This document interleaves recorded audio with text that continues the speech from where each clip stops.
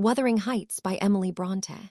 Please like, subscribe, and return to my audiobook corner for more classic romances and literary treasures. Thank you for listening. Chapter 18. The 12 years, continued Mrs. Dean, following that dismal period were the happiest of my life. My greatest troubles in their passage rose from our little lady's trifling illnesses, which she had to experience in common with all children, rich and poor. For the rest, after the first 6 months, she grew like a larch, and could walk and talk too in her own way before the heath blossomed a second time over Mrs. Linton's dust. She was the most winning thing that ever brought sunshine into a desolate house.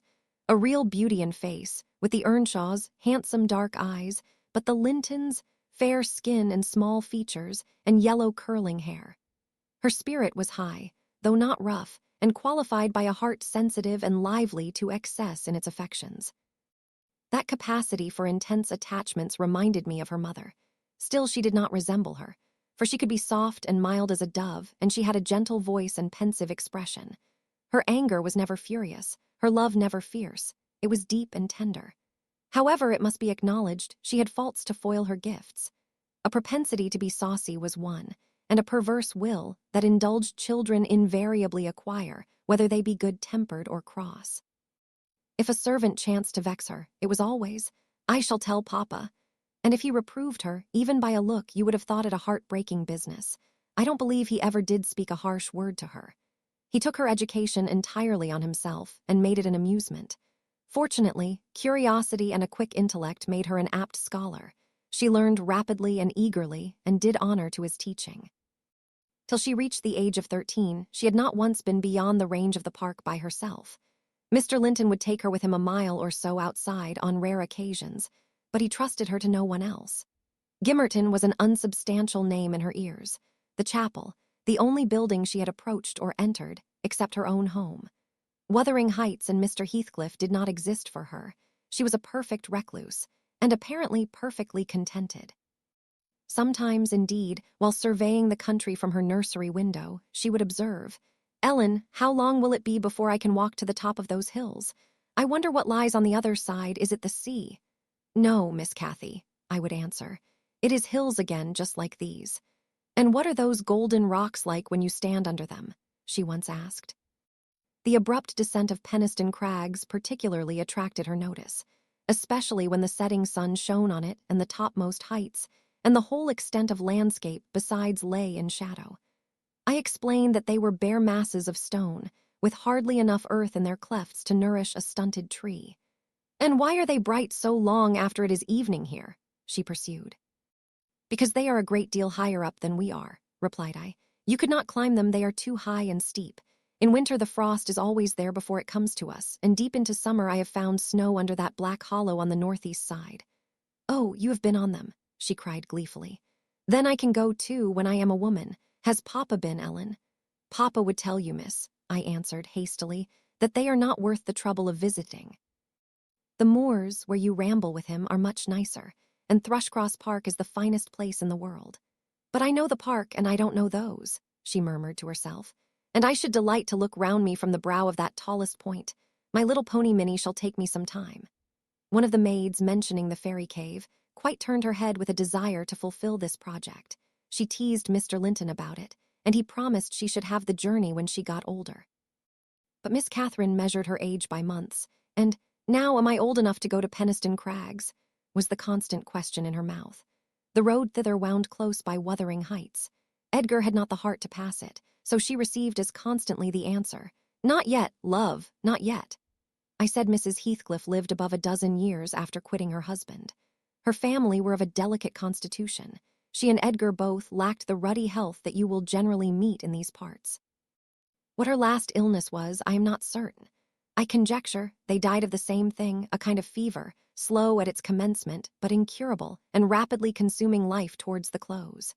She wrote to inform her brother of the probable conclusion of a 4 months' indisposition under which she had suffered, and entreated him to come to her if possible, for she had much to settle, and she wished to bid him adieu and deliver Linton safely into his hands.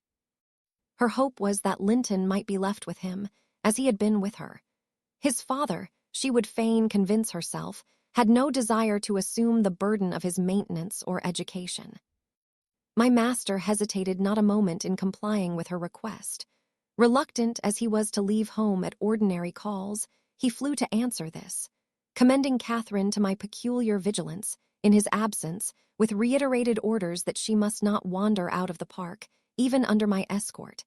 He did not calculate on her going unaccompanied. He was away 3 weeks. The first day or two my charge sat in a corner of the library, too sad for either reading or playing. In that quiet state she caused me little trouble, but it was succeeded by an interval of impatient, fretful weariness, and being too busy and too old then to run up and down amusing her, I hit on a method by which she might entertain herself. I used to send her on her travels round the grounds, now on foot and now on a pony, indulging her with a patient audience of all her real and imaginary adventures when she returned.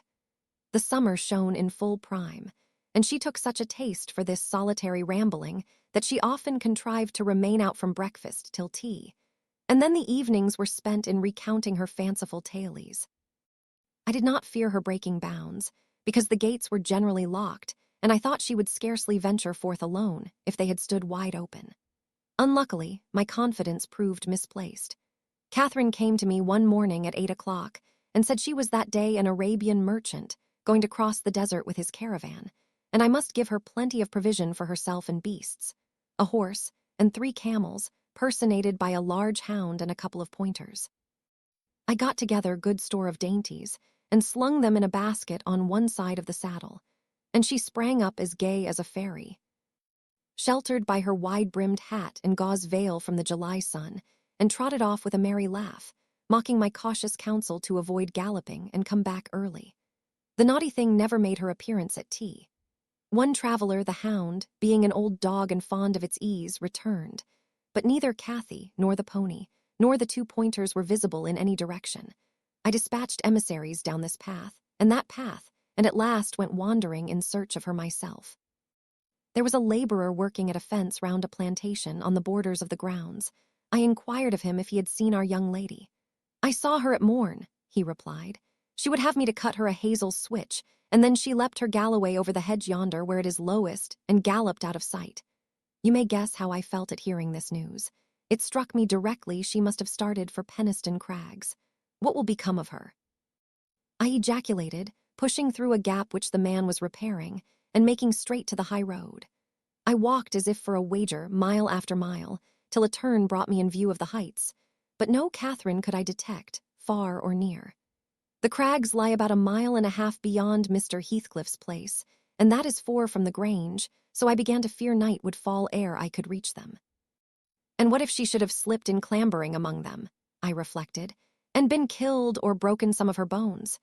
My suspense was truly painful, and at first it gave me delightful relief to observe, in hurrying by the farmhouse, Charlie, the fiercest of the pointers, lying under a window with swelled head and bleeding ear. I opened the wicket and ran to the door, knocking vehemently for admittance. A woman whom I knew and who formerly lived at Gimmerton answered. She had been servant there since the death of Mr. Earnshaw. "Ah," said she, "you are come a-seeking your little mistress. Don't be frightened. She's here safe, but I'm glad it isn't the master." "He is not at home then, is he?" I panted, quite breathless with quick walking and alarm.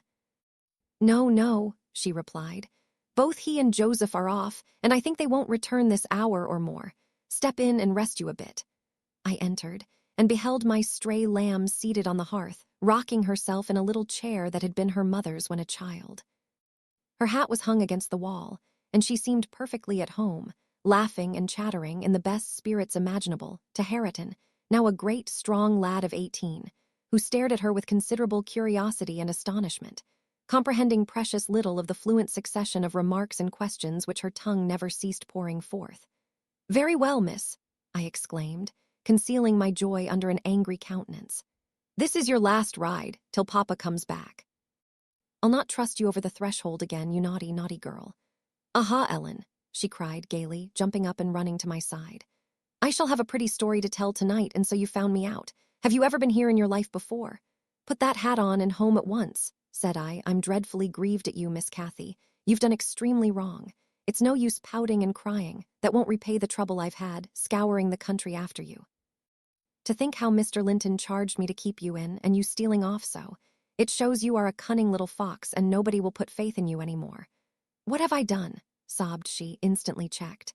Papa charged me nothing. He'll not scold me, Ellen. He's never cross like you. Come, come, I repeated. I'll tie the riband. Now let us have no petulance. Oh, for shame, you 13 years old and such a baby. This exclamation was caused by her pushing the hat from her head and retreating to the chimney out of my reach. Nay, said the servant, don't be hard on the bonny lass, Mrs. Dean. We made her stop. She'd fain have ridden forwards, afeard you should be uneasy. Hareton offered to go with her, and I thought he should. It's a wild road over the hills. Hareton, during the discussion, stood with his hands in his pockets, too awkward to speak, though he looked as if he did not relish my intrusion. How long am I to wait? I continued, disregarding the woman's interference. It will be dark in 10 minutes. Where is the pony, Miss Cathy? And where is Phoenix? I shall leave you unless you be quick, so please yourself. The pony is in the yard, she replied, and Phoenix is shut in there. He's bitten, and so is Charlie. I was going to tell you all about it, but you are in a bad temper and don't deserve to hear. I picked up her hat and approached to reinstate it, but perceiving that the people of the house took her part, she commenced capering round the room, and on my giving chase, ran like a mouse over and under and behind the furniture, rendering it ridiculous for me to pursue. Hareton and the woman laughed, and she joined them and waxed more impertinent still, till I cried in great irritation, Well, Miss Cathy, if you were aware whose house this is, you'd be glad enough to get out. It's your father's, isn't it? Said she, turning to Hareton. Nay, he replied, looking down and blushing bashfully. He could not stand a steady gaze from her eyes, though they were just his own. Who's then your master? She asked. He colored deeper with a different feeling, muttered an oath, and turned away.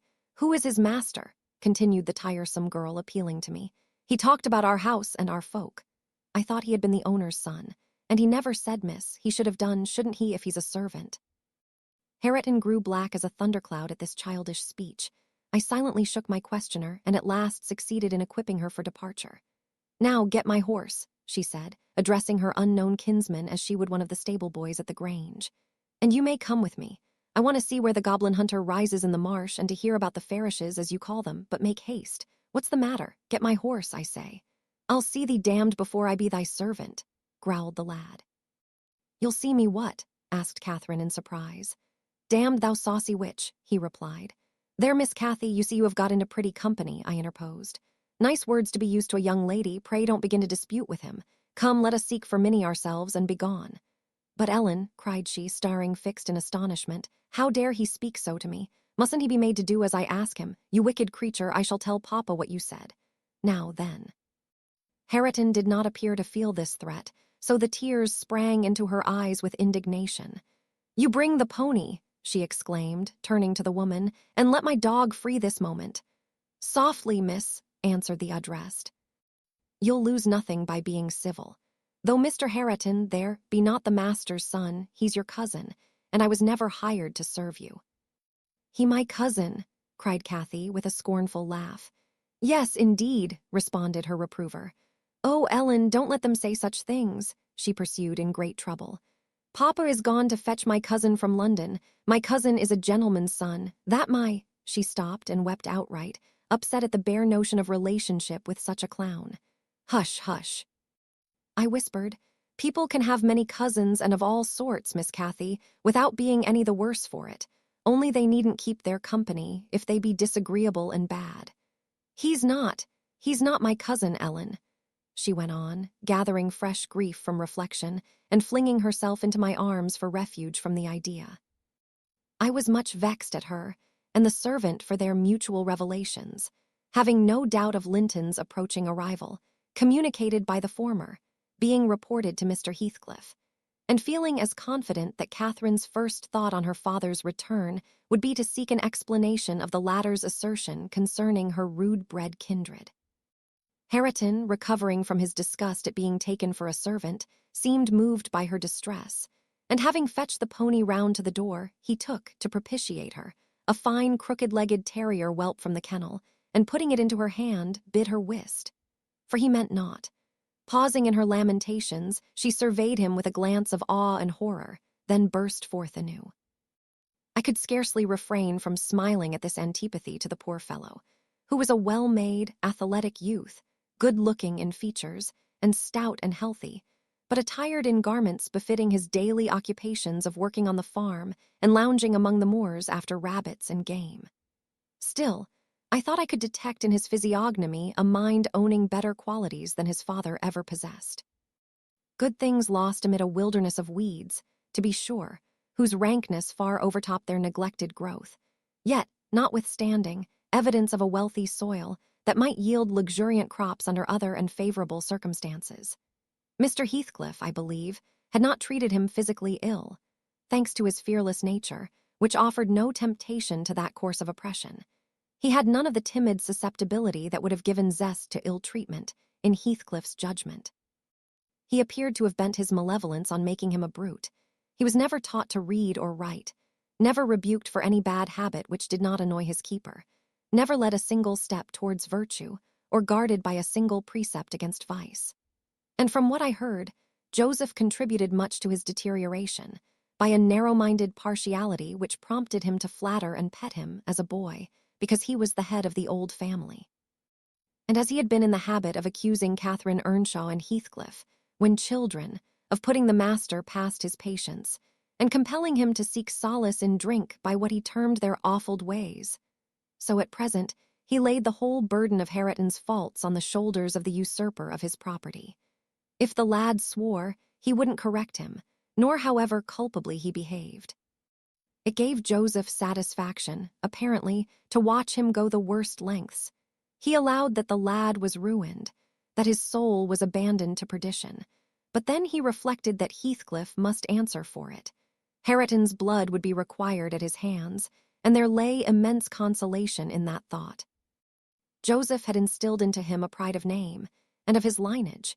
He would, had he dared, have fostered hate between him and the present owner of the Heights, but his dread of that owner amounted to superstition, and he confined his feelings regarding him to muttered innuendos and private comminations.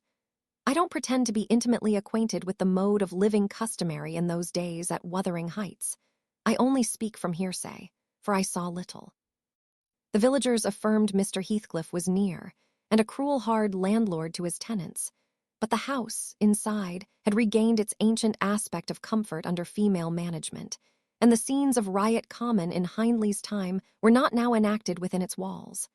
The master was too gloomy to seek companionship with any people, good or bad, and he is yet. This, however, is not making progress with my story. Miss Cathy rejected the peace offering of the terrier, and demanded her own dogs, Charlie and Phoenix. They came limping and hanging their heads, and we set out for home, sadly out of sorts, every one of us. I could not wring from my little lady how she had spent the day, except that, as I supposed, the goal of her pilgrimage was Penistone Crags, and she arrived without adventure to the gate of the farmhouse, when Hareton happened to issue forth, attended by some canine followers, who attacked her train. They had a smart battle, before their owners could separate them. That formed an introduction. Catherine told Hareton who she was and where she was going, and asked him to show her the way, finally beguiling him to accompany her. He opened the mysteries of the fairy cave and 20 other queer places, but being in disgrace, I was not favored with a description of the interesting objects she saw.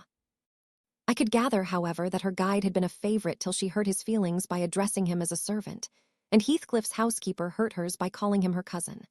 Then the language he had held to her rankled in her heart, she who was always love, and darling, and queen, and angel, with everybody at the Grange, to be insulted so shockingly by a stranger. She did not comprehend it, and hard work I had to obtain a promise that she would not lay the grievance before her father. I explained how he objected to the whole household at the Heights, and how sorry he would be to find she had been there, but I insisted most on the fact that if she revealed my negligence of his orders, he would perhaps be so angry that I should have to leave, and Cathy couldn't bear that prospect. She pledged her word and kept it for my sake.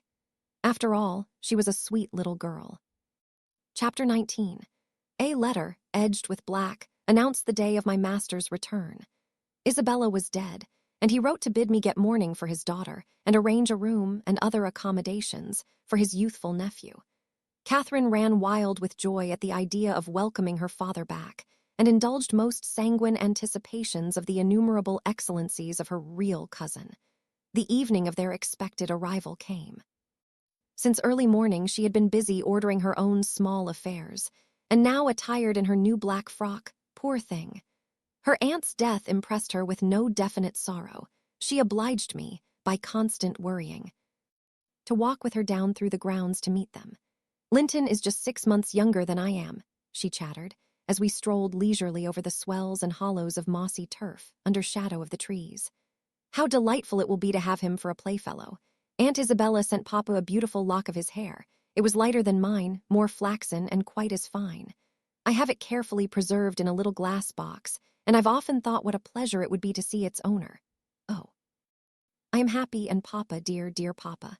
Come, Ellen, let us run. Come, run."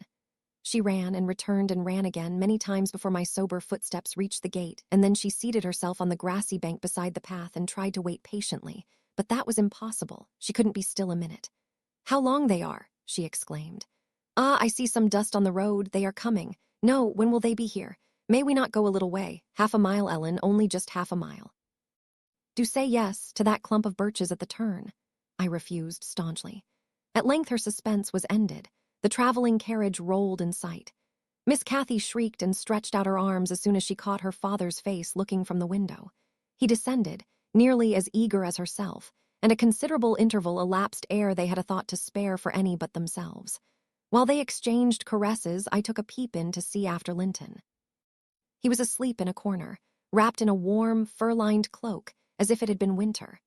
A pale, delicate, effeminate boy, who might have been taken for my master's younger brother, so strong was the resemblance. But there was a sickly peevishness in his aspect that Edgar Linton never had. The latter saw me looking, and having shaken hands, advised me to close the door and leave him undisturbed, for the journey had fatigued him. Cathy would fain have taken one glance, but her father told her to come, and they walked together up the park, while I hastened before to prepare the servants. "Now, darling," said Mr. Linton, addressing his daughter as they halted at the bottom of the front steps, "your cousin is not so strong or so merry as you are, and he has lost his mother, remember, a very short time since. Therefore, don't expect him to play and run about with you directly. And don't harass him much by talking. Let him be quiet this evening at least, will you?" "Yes, yes, Papa," answered Catherine. "But I do want to see him, and he hasn't once looked out." The carriage stopped, and the sleeper being roused was lifted to the ground by his uncle. "This is your cousin Cathy, Linton," he said, putting their little hands together. "She's fond of you already, and mind you don't grieve her by crying tonight. Try to be cheerful now. The traveling is at an end, and you have nothing to do but rest and amuse yourself as you please." "Let me go to bed, then," answered the boy, shrinking from Catherine's salute, and he put his fingers to his eyes to remove incipient tears. "Come, come, there's a good child," I whispered, leading him in. "You'll make her weep too, see how sorry she is for you." I do not know whether it was sorrow for him, but his cousin put on as sad a countenance as himself and returned to her father. All three entered and mounted to the library where tea was laid ready. I proceeded to remove Linton's cap and mantle and placed him on a chair by the table, but he was no sooner seated than he began to cry afresh. My master inquired what was the matter. "I can't sit on a chair," sobbed the boy. "Go to the sofa, then, and Ellen shall bring you some tea," answered his uncle patiently. He had been greatly tried. During the journey, I felt convinced, by his fretful, ailing charge. Linton slowly trailed himself off and lay down. Cathy carried a footstool and her cup to his side. At first she sat silent, but that could not last. She had resolved to make a pet of her little cousin as she would have him to be, and she commenced stroking his curls and kissing his cheek and offering him tea in her saucer like a baby. This pleased him, for he was not much better. He dried his eyes and lightened into a faint smile.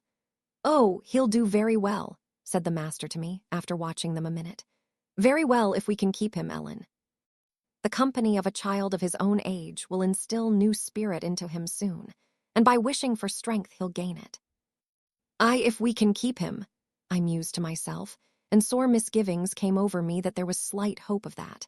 And then, I thought, however will that weakling live at Wuthering Heights? Between his father and Hareton, what playmates and instructors they'll be.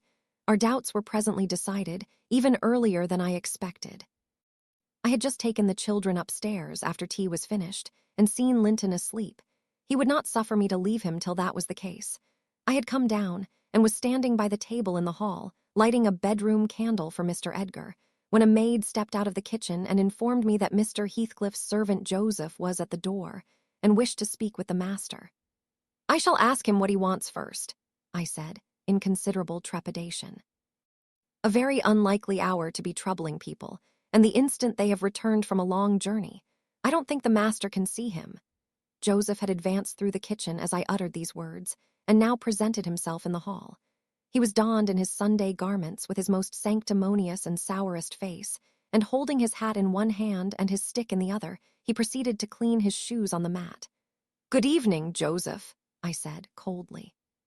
"What business brings you here tonight?" "It's Maester Linton I mun spake to," he answered, waving me disdainfully aside. "Mr. Linton is going to bed. Unless you have something particular to say, I'm sure he won't hear it now," I continued. "You had better sit down in there and entrust your message to me." "Which is his rom?" pursued the fellow, surveying the range of closed doors. I perceived he was bent on refusing my mediation, so very reluctantly I went up to the library and announced the unseasonable visitor, advising that he should be dismissed till next day.